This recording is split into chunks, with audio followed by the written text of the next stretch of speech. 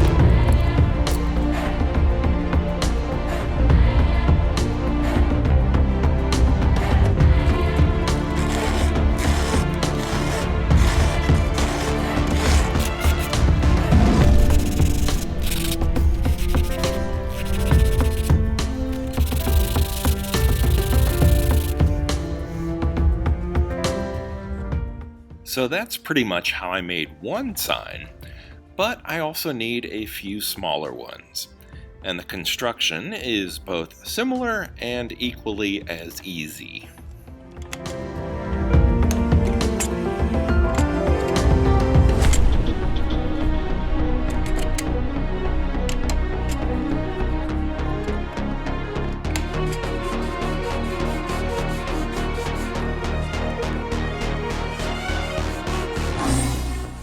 This will be a sign instructing people to stay out of my train tunnel.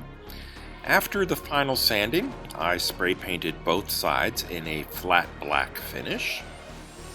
A long time ago, things were made to last, and my sign is pretty old, so I'm going to make the frame look like aged bronze. I'll start with a little brown and follow it up with a light green.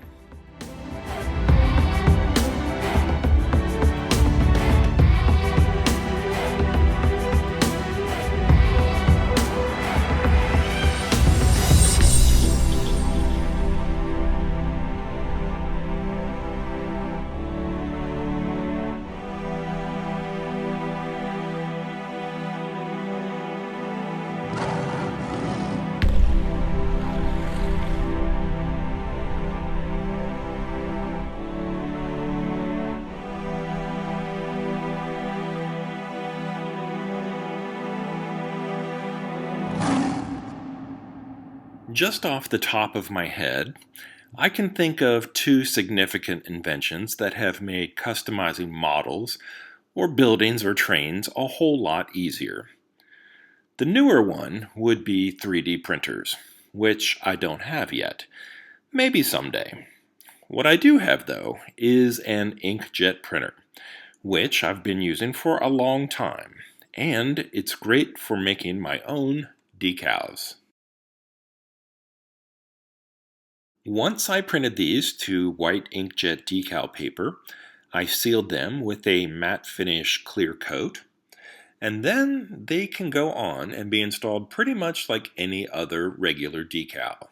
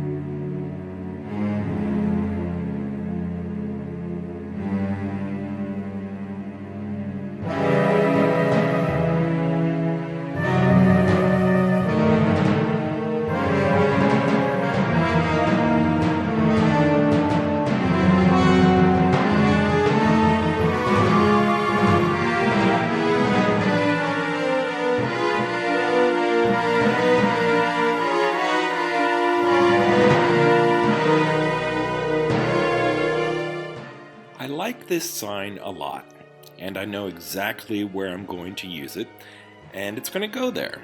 But then I started wondering, why would a bronze frame be around a painted sign? I did find a few examples, but I also came across a variety of signs with not only bronze frames, but also raised bronze lettering. And I liked those even more.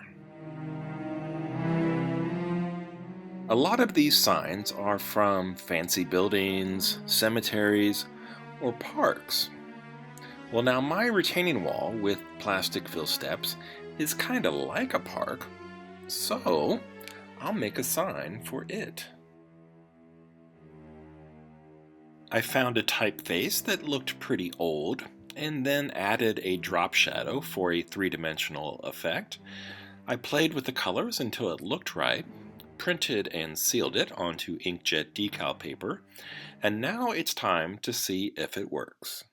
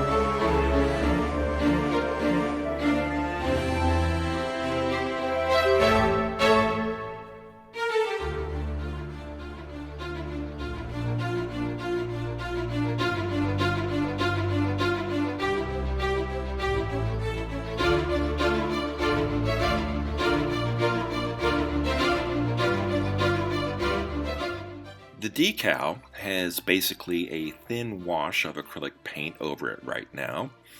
I want to add a variety of colors and tones, but without covering up too much of the lettering.